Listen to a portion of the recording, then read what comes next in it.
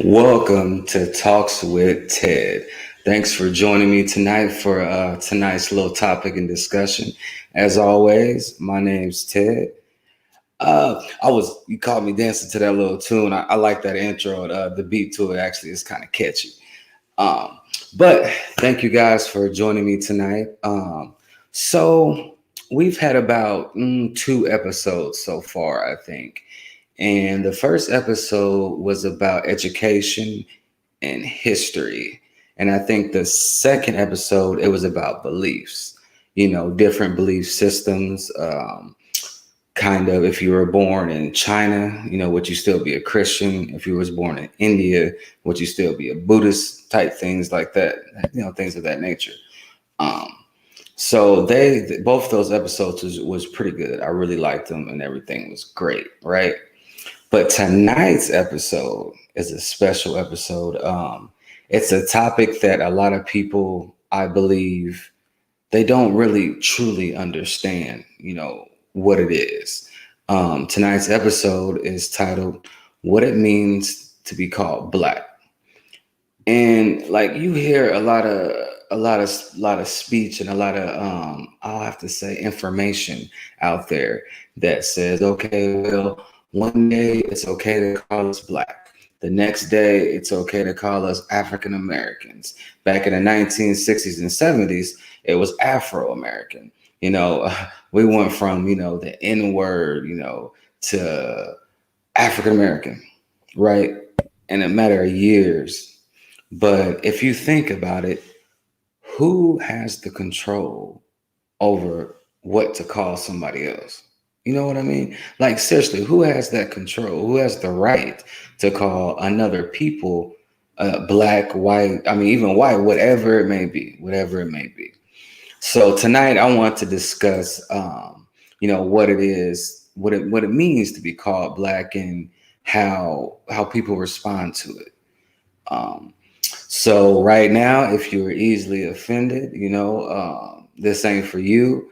Uh, I don't monetize off this. I don't make money or none of that. It's just I'm here to give you guys information. I'm here to try to wake you guys up from the dream. I'm trying to give you a head start because I believe pretty soon, shit gonna hit the fan, and who knows what's going to be happening. You know what I'm saying? So, like I said, I appreciate you joining tonight, and let's go ahead and get into this real quick. So, what does it mean to be called black? Right? As I stated, it started with the N word, then Negro, then I think it was colored. Then they called us Afro Americans. Then it was African Americans, and now it's black people. So throughout the years, I mean, it seems like we then transformed and phrases and transform names, and you almost get lost. And it seems to me it just depends what's politically correct at the time. What's not going to piss these people off is what I think that they're that they're trying to say. Um, so let's check it out while we jump on in here. So the word white and the word black. I hope everybody can see this. Let me go ahead and make it a little bit bigger. That way you guys can get a full view. Okay, so the dictionary. This is from the dictionary. I checked the Britannica. I checked the Webster, and this is what I got. So white, what does it say? Free from spot or blemish, such free from moral impurity, innocent, pure, white of heart, devout. And it gives you a little sense. A sentence marked by wearing of white by the woman as a symbol of purity and white wedding and blah blah blah. This. So as you can see, when we say white people or when we think of the word white, this is what comes to mind: innocent, pure. It's holy. Divine. That's what we think when we think of the term and the word white, even on a subconscious level, right? Then you check in the word black. Now, in Latin, the word for black is darken. It was associated with cruelty, brutality, evil, atrocious, atrocity, death, mourning. People wear black when they go to funerals. You know, when you think of the word black, it is always associated with something negative. When you think of the word white, it is always associated with something positive.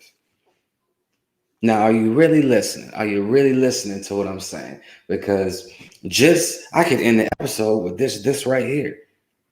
For the ones out there that's really awake, that understands duality and that understands what I'm trying to pitch here.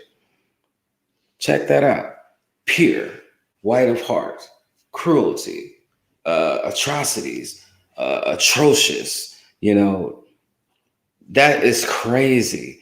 And the most crazy thing about it is that we're okay with it. Okay.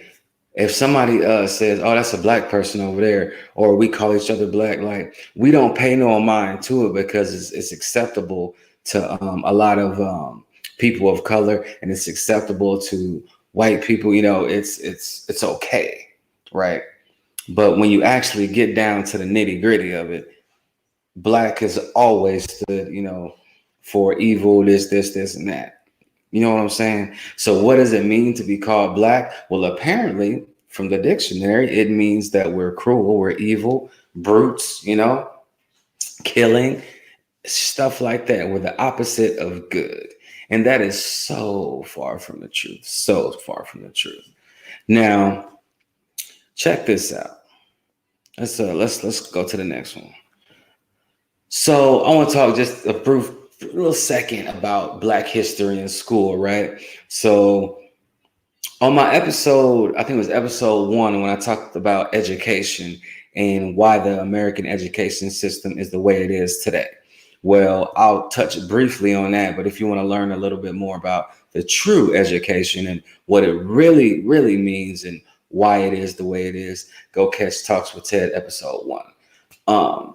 But when the Industrial Revolution hit, right, these people, I guess you call them the 1%ers, you can call them, the higher class, whatever you want to call them, they needed factory workers. They needed people that would at least dedicate 8 hours of being told what to do, doing tedious work, paying attention, focusing, and learning how to run, either a machine or learning, how to stack something, whatever it may be, right? So what they did was, well, let's just teach them, let's give them education on how to, listen to somebody that's not your father or your mother or, your brother or relative. Let's teach them to listen and obey somebody that they don't even know, right? And that's how the education system really came about. It has zero to do with teaching you, how to live, how to become an entrepreneur. It doesn't teach you how to become a manager. It doesn't teach you how to become, a boss somewhere. It teaches you to be docile, to listen to a stranger for 8 hours a day and don't complain about it. It's programming. And guess what? The kicker, it starts at an early age, don't it? Kindergarten, preschool, first, second, all that stuff is just to get you to be docile and to, pay attention for 8 hours. That's it. Now, yes, there is some positive things that education gives us, teaches us math, basic arithmetic, and, things of like that. So that, like I said, if you understand duality, then there's always the good with the bad. So the good thing is, yes, it does teach us the basic things that we need, right? But the only reason it teaches that is because when you go to those factories, you got to know some type of basic math. You got to know some type of basic comprehension skill. Okay. That is why and where the education in America, the system, came from. It's to create docile workers. Now, let's get back on subject. Black history. Now, It reads here, right? The mainstream social studies curriculum, however, either largely ignored Black history or misrepresented the subject. Early renditions of history textbooks typically classified Black people as docile, uncivilized, and lazy. Right. This is an article that was taken from, I think it was a news station. They did some type of thing on why Black history is either not taught in school and, things like that. It says, for example, in 1934, history textbook analysis by Lawrence Rhetoric observed that Black people were portrayed as being content as slaves. Did you just hear what I said? Content as slaves. They liked to sing, dance, crack jokes, and laugh, admired bright colors, never in a hurry, and were always ready to let things go until the morrow. Now, are you paying attention? If not, wake up. Go get you some coffee, splash some water on your face. If you need to, pinch your cheeks. Do what you need to do to make sure that you are awake. Because this is the most craziest shit that I've ever heard, right? And the thing about Black history not taught or either taught in school, right, is they don't teach you full Black history. And I'm going to get to why later on in this episode. It's all going to come together. Everything's going to come together. They only teach you, I think they start at about slavery, right? And then they teach you the civil rights movement. Now they make sure that you know Martin Luther King and Harriet Tubman, Rosa Parks, which, I'm not knocking none of that. They were, great leaders, great innovators, great activists. That's cool, right? But my problem is that they don't start in Kemet. They don't start in Africa. They don't start with the original man. They don't tell you that you were kings and queens in other countries. They don't tell you that, other races worshiped the Kemet civilization as gods. The woman was worshipped back then because she gives birth, fertility. There is so much history that is not taught to the youth today. And like I said, I'm going to get to telling you why that is, because it's not by accident. It's not just because they forgot to, or because they don't have no information on pre-slavery, because they know exactly what happened before slavery. They went over Africa and done what they did. That's a different subject. But Black history in school is ridiculous. It is a joke. And actually, I believe only 8 to 9% of schools in the US even teach Black history, right? But what do you learn about? What do you learn about? You learn about the Nina, Pinta, and Santa Maria, right? You learn about Columbus. You even touch on the Indians. They teach you about all the opposite races inventors, Benjamin Franklin, Isaac Newton. Now, as I said, these are, great people. They've contributed to society. Cool. That's not the point. The point is that they're not teaching our youth of color their history, right? They are not teaching it to them, because if they was teaching it to them, things would be so much different today. There wouldn't be a bunch of Black people getting shot every damn year by the police. There wouldn't be hustling. Start right there. Let's get back on task, because that gets me kind of riled up, because they can teach these things. They know about these things, but they oppress it on purpose. They leave it out on purpose, and it's all about us. It's all about us. What they say, it's all about you. I'm telling you, it's all about us. So we established that, white is pure, and clean and all this. Black means evil. Now, remember, this is what the opposite race thinks. This is what the majority of people that are white think, right? Not all of them, Not everyone, there are white people out there that do support us. So I'm not talking about everybody. So let's go to this right here. Now, there's this journal, right? It's called the Journal of African American Studies, right? It examines topics concerning social transformation that impact the life chances of continental Africans and the African diaspora. It publishes original research on issues of professional and disciplinary concern for the social progress of people of African descent. Now, I'm not going to read the whole thing because it's a lot of technical terms in there, and I don't want to lose you and bore you and all this. But I want to get that this is a journal that is a lot of the main source when people cite that, we're from Kemet. The original man was Egyptian. This is one of the sources that they actually cite. Is the Journal of African American Studies. Now, the journal features empirical, methodological, and theoretical papers, as well as literary criticism. So it covers the full spectrum of this interdisciplinary field, containing diverse methods, perspectives, law, literature, management science, just all type of stuff, psychology, sociology. Like, it is the study of, the colored race, the black race, as they say, the African race, as they say. So the thing that I want to point out about this journal is it's a great read. I would suggest you guys go out there and do your research yourself. Don't take what I'm saying as face value or whatever. Do your own research. Okay.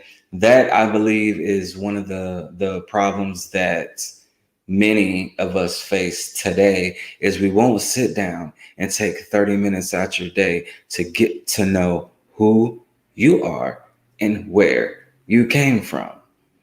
I understand people have kids, people have lives, jobs, and a whole bunch of other things that are distracting them, that they got responsibilities. I get that. But just take a little bit of time out the day to meditate on some things. Find out who you really are. And when I say who you are, I don't mean your profession. I don't mean how much you make a year, your position, which none of that. I mean who you are. You, your soul, your consciousness. Who are you? Okay, once you answer that question, you will get closer to the truth of all matters. I'll tell you that. Now, back to this journal, excuse me. So,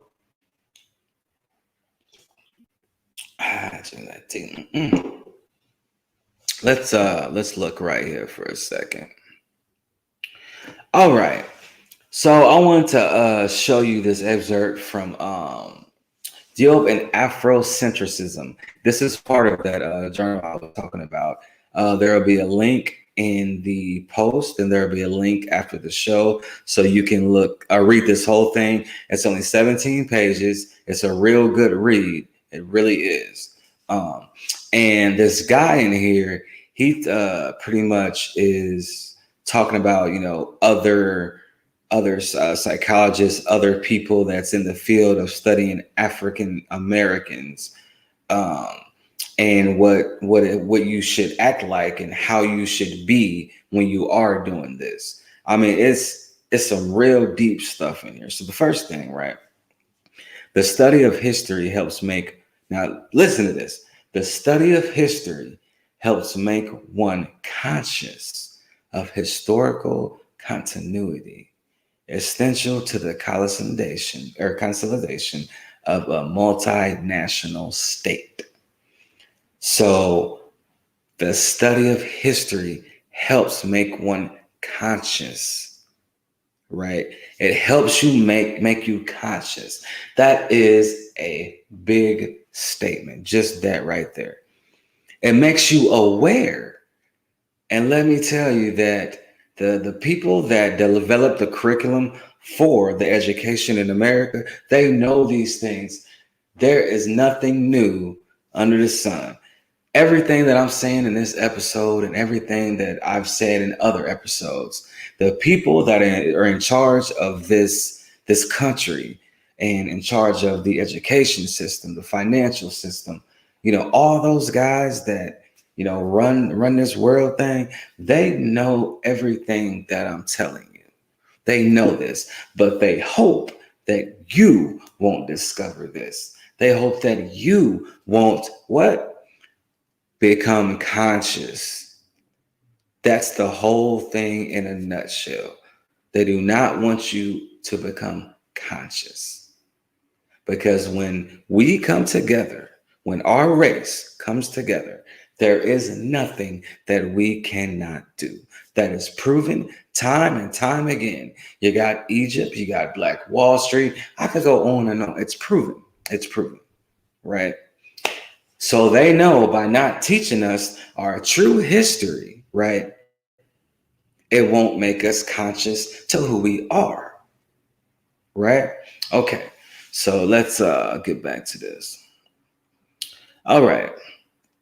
Now it says that as long as the Negro's identity is in question or open to self doubts, I'm going to say that one more time. As long as the Negro's identity is in question or open to self doubts, then there can be no positive identification with the real demands of his political and economic existence. Now tell me if that ain't the truth, right? It says it right here. And like I said, these people know this. They know this. We don't know who we are. We do doubt our identity. Why? Because we're not taught who we really are. We are not taught. The only thing that we are taught is that we were slaves. People, open your eyes, pay attention. You start sending your kids to these schools thinking that they're getting an education, right? But they are not getting an education about self-esteem. They are not getting educated on self-worth. They are not getting educated on self-identity. They are not getting educated on true history. They are getting educated on American history. American. Do you not know when the Declaration of Independence was signed that it didn't have shit to do with us? Yeah. The Constitution, that's not for us. When they came out with that and, they signed that and all this, well, I think we were still slaves, buddy. Yeah. That had nothing to do with us. Thomas Jefferson had slaves, bro. Come on, open your eyes. Now, later on, they added the 13th Amendment, but hey, that's a whole different episode on itself right there. In fact, go check out Netflix, that 13th Amendment doc. It has some good stuff in there. But back to this. So as long as the Negro's identity is in question or open to self-doubts, then there can be no positive identification with the real demands of his political and economic existence. Meaning we don't know shit, right? We are just being led like sheep to the slaughter. That is it, right? It says it puts us in a limbo of social marginality, alienated, directionless, and on the landscape of America. This is how we are today. It says without a cultural identity, that the African American is left in the limbo of social marginality and alienated, which we are, directionless, which we are, on the landscape of America. Now, this journal is, psychologists, sociologists. These guys came together and studied the Africans. They studied our culture, our real culture. Okay, not American culture, our real culture, because they were proven that the original man was African, and they were proven that the original Egyptian was African. That's what this journal is all about. And they proved it. They proved it. Well, we know today that the original man was of color. We know that. But back then, for a long time, the Europeans said that, they were, and that we descended from apes. And that's another thing. Do you people not know that a long time ago that they used to lock us in cages like we were in the zoo? Come on, y'all. Wake up. Wake up.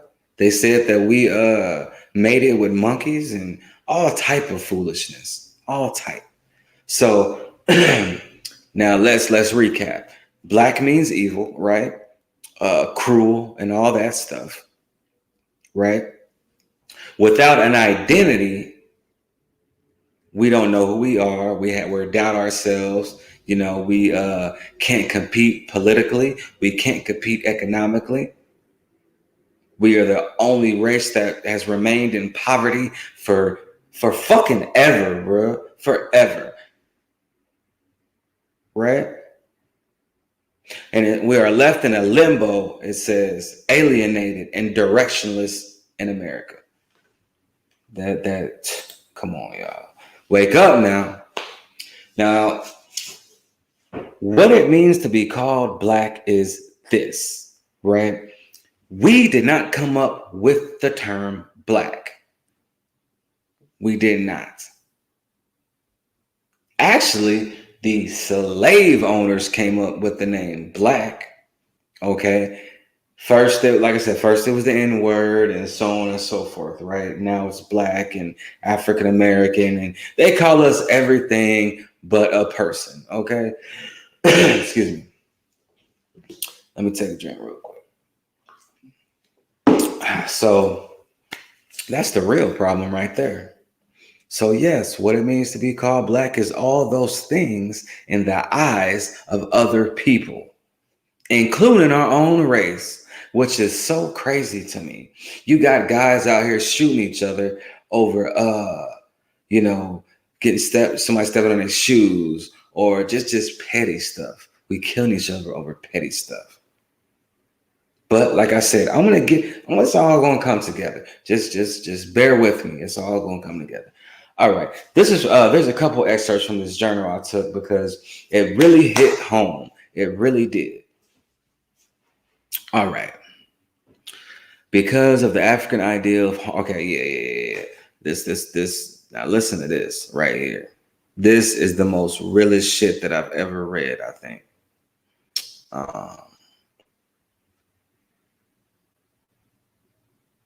It says of great importance is how Africanologists have conceptualized gender relations. Now check this out, y'all. Check this out.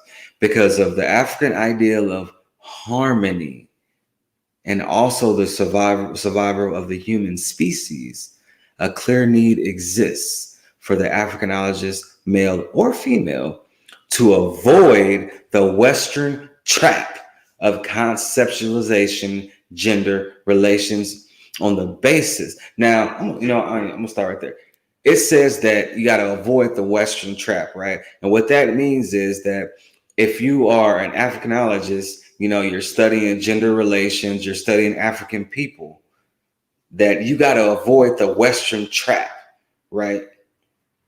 You got to avoid it because in a manner, it portrays one sex as an enemy of the other, right? One sees the world as a canoe paddled by men and women.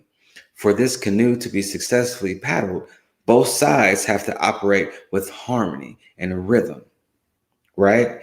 This is how we used to think. This is how we used to behave. Our partners, man and woman, we are our ideal of harmony. We were, just doing just great. I can't even come up with the right sentence because it is so wonderful of how things were before slavery, a long time ago that I've researched. We lived in harmony and peace. In Egypt, we lived in harmony and peace until we were invaded by Alexander the Great and Napoleon. Is that, like I said, research that. You can look that up too. Everything that I say can be researched. It can be validated, fact checked, whatever it is you want to call it. Okay, so let's go down a little bit. Now, I want you, now remember, this journal, right? It's kind of like a handbook for the African, right? It, it tells you of what it's supposed to be like, right? Because these people studied Africans in the other countries. You know, they got to know the real Africans, not no African American, real Africans, our real culture, our real history. Because let me tell you this, the shit that is so-called culture, black culture in America is bullshit. That culture is manufactured by the people that control all this shit. And we just feed into it. Why? Because they want to keep us docile. They want to keep us compliant.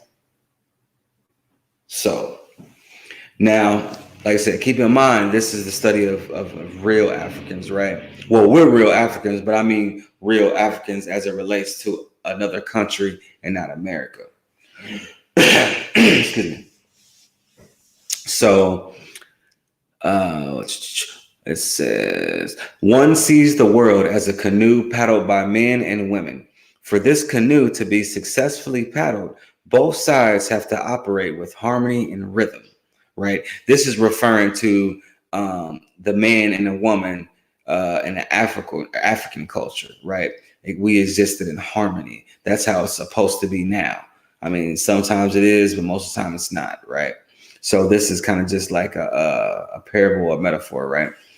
If these operational criteria do not exist, the canoe is destined to capsize, meaning the male can't do more than the female, and the female can't do more with the male or more than a male, right? It means that in relationships, we're supposed to be 50-50. We're supposed to be in harmony, respect each other. We equally, do this and equally do that, right?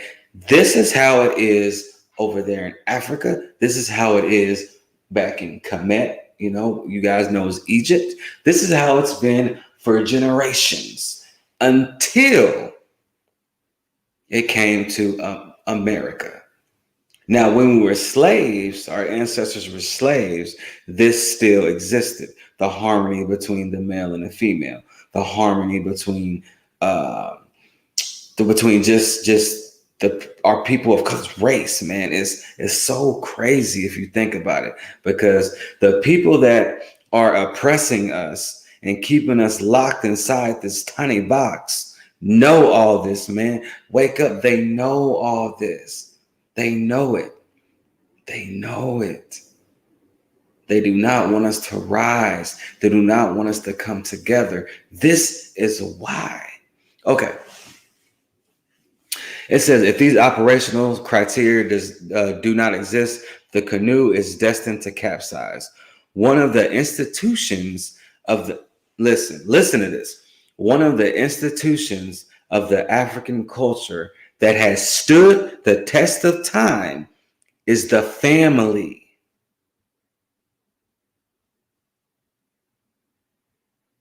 Yeah, I had to give you a moment of silence so that can sink in. Now, remember, we're talking about African culture. This ain't African American culture. This is African culture. What it's supposed to be like, how we're supposed to treat our females, how we're supposed to treat the males. This is what it's supposed to be like, and what it can be like if we put some effort to getting to know our roots and getting to know who we are as a race. Okay. Now,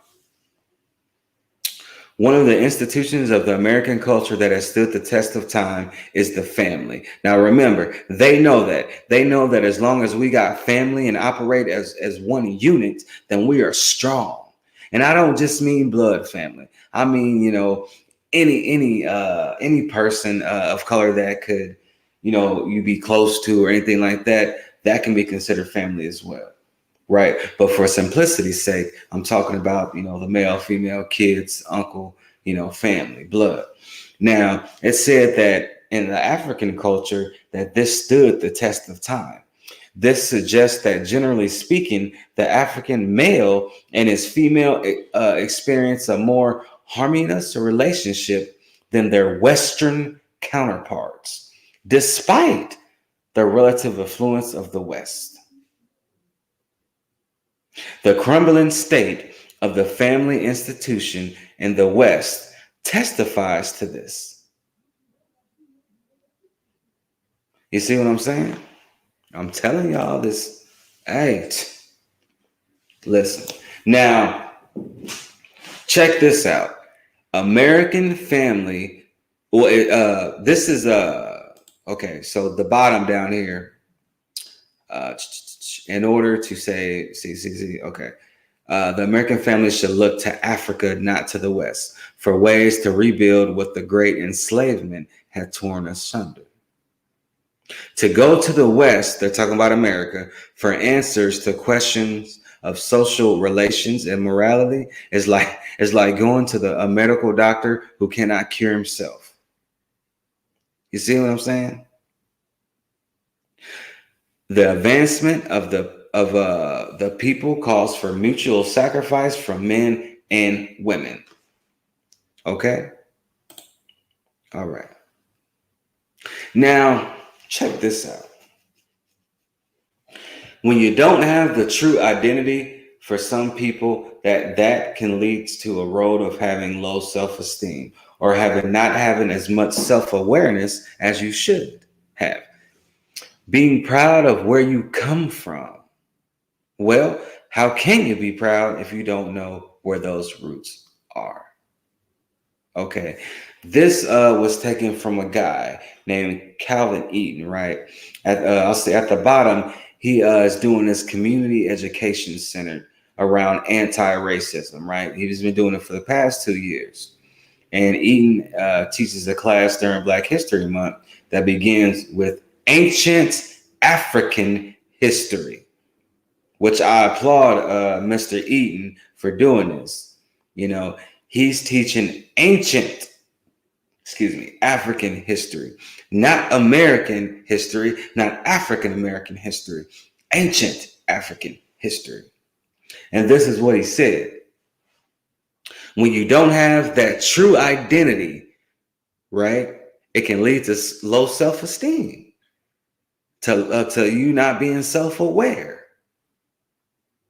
Being proud of where you come from, well, how can you be proud?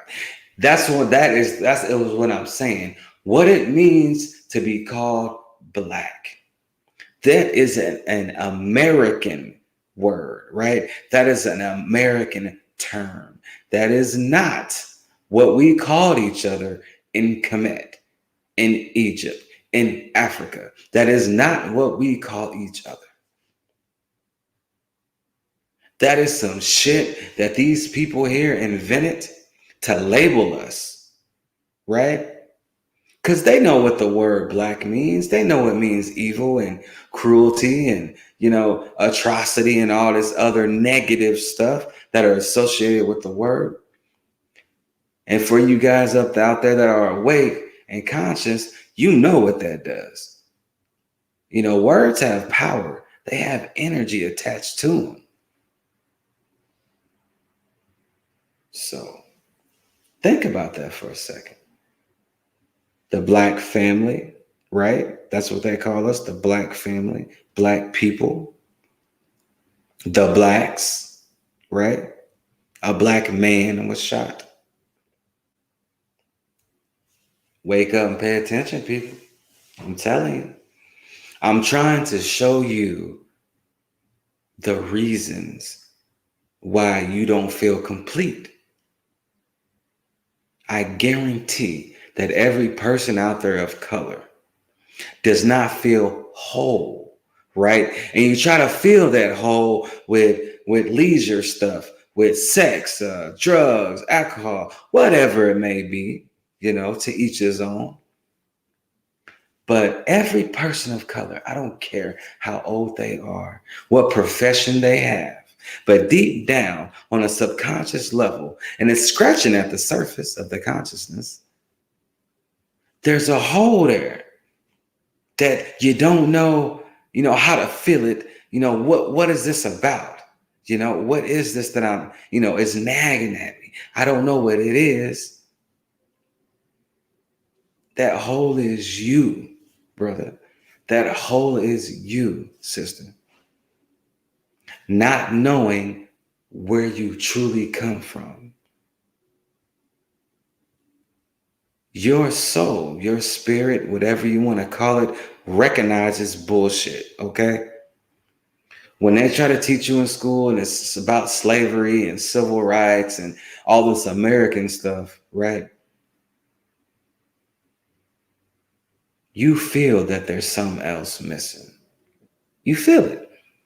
But because of responsibilities and everything else and everything you got to do in life, you kind of just ignore it and bury it, right? That's natural. That's natural. But I'm here to tell you that this is why you're experiencing that. Because you don't know your roots. The most people know is that, well, we were slaves. I know we're originally from Africa.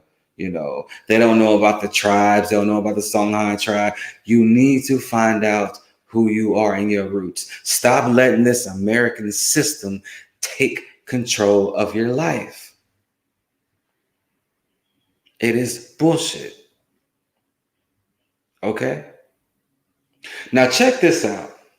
Before I get into this, I'm going to hop on here just real quick and explain something to y'all real quick. Now,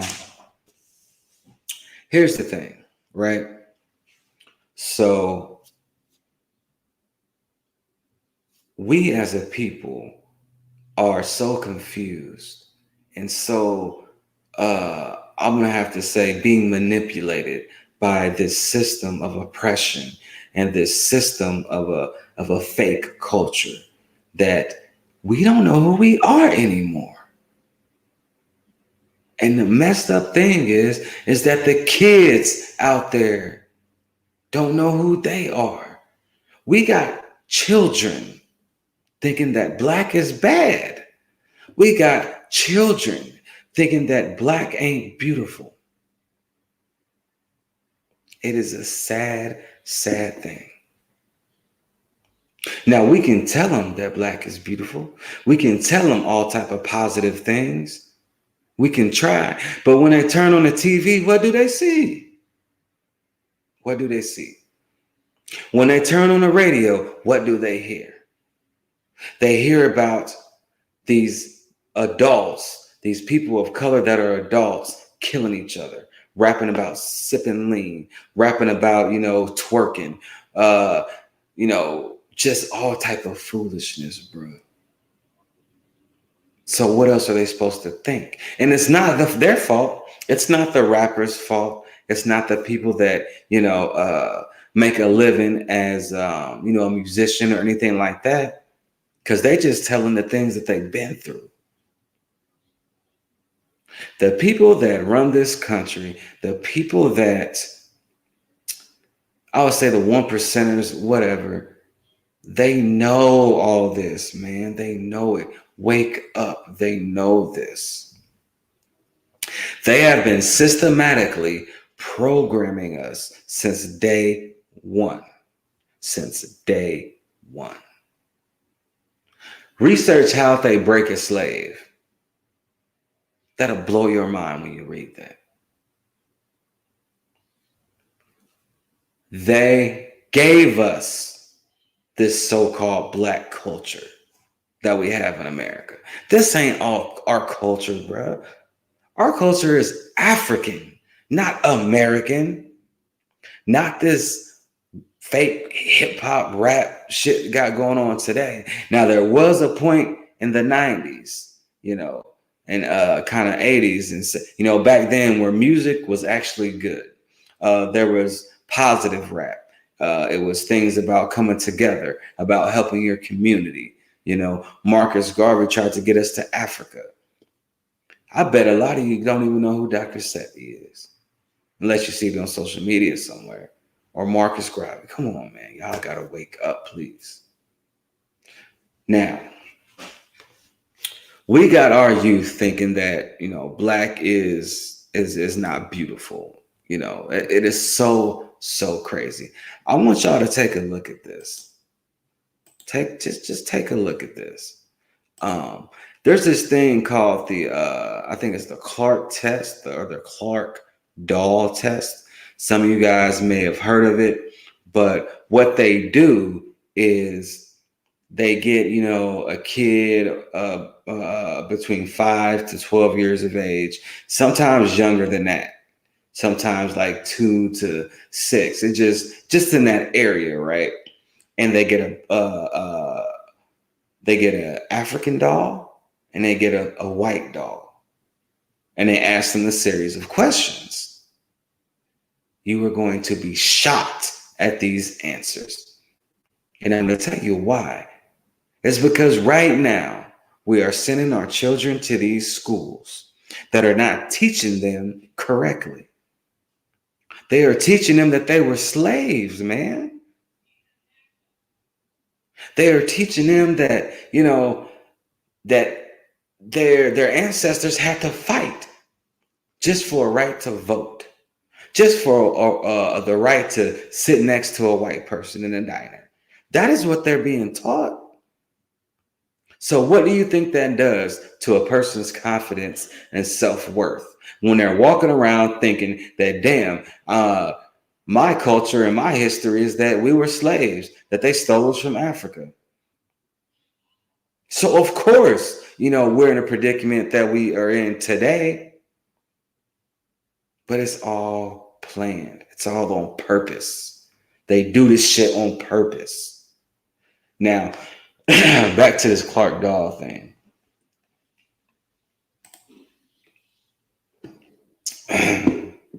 Right here, we have the definition. I'm going to blow this up so you can see it. We have the definition of the Clark doll test. Excuse me. It says, the Clark doll test illustrates the ill effects of stereotyping and racial segregation in America. It illustrated the damage caused by systemic segregation and racism on children's self-perception at the young age of 5. Now, this test was demonstrated a long time ago, right? But it is still relevant today. They still do this test, and the results are still the same. Nothing's changed. Check this out. This is going to blow your mind. I'm telling y'all, man, we need to start waking up, start doing research, figuring out what's going on, teaching our kids about their roots. Which doll is the black doll?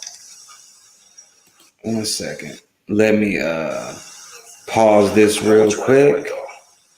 I didn't know it was gonna start by itself. Pause this and let it finish loading. While it's doing that, so that's the thing that I'm talking about, right?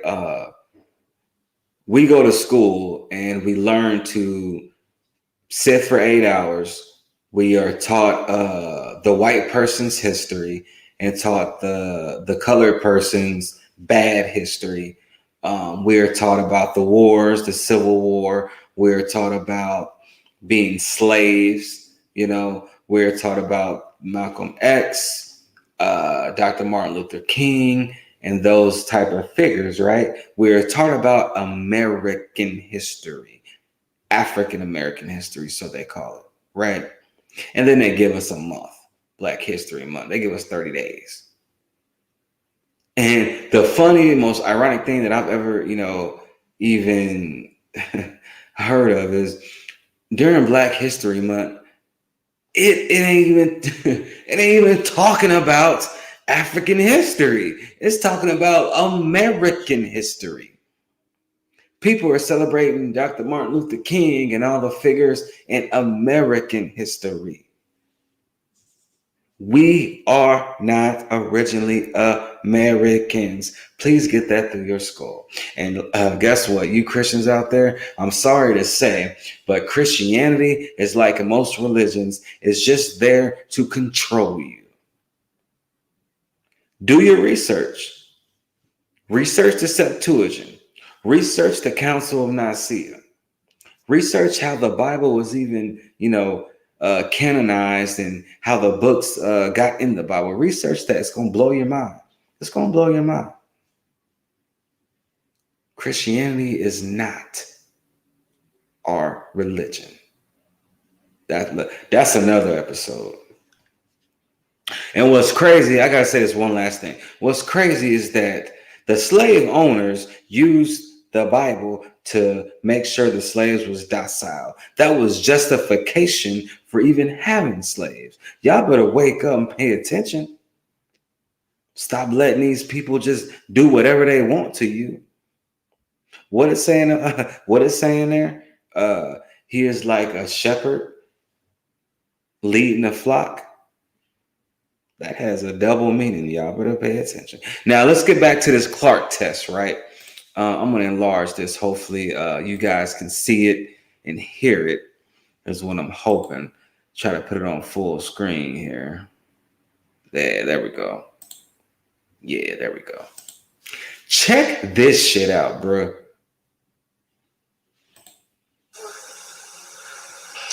Which doll is the pretty doll?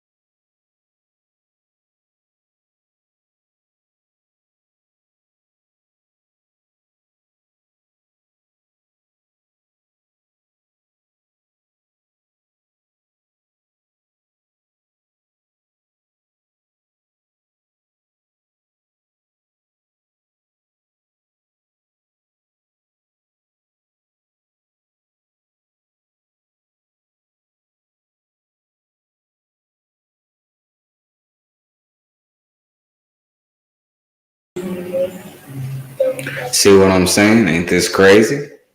I'm telling you.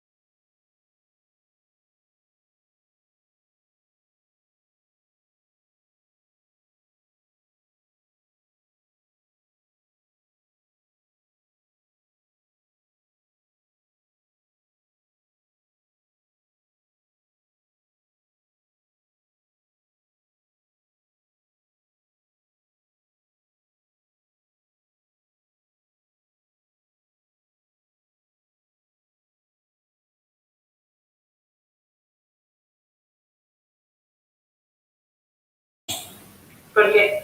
Porque a mí no me gusta el color café. ¿Cuál muñeco te gusta más? I'm gonna pause that right there. Do you guys understand what's going on? Please pay attention. This is what our children think then and now. Wake up.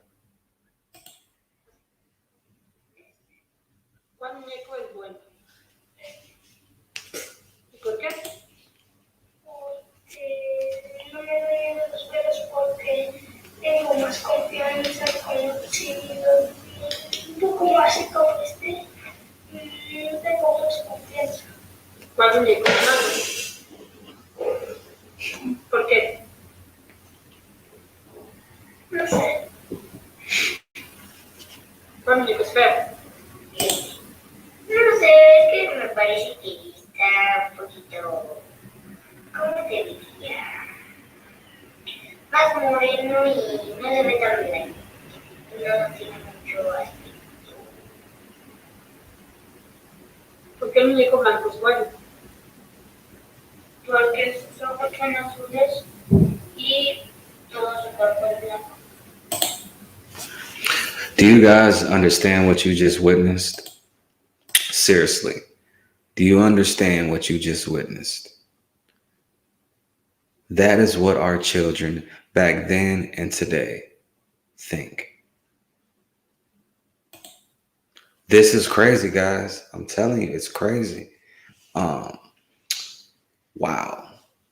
Wow is all I can say. We're at the end of our show. I want to thank everybody for tuning in. I want to thank you guys for watching. And I'm leaving you with this.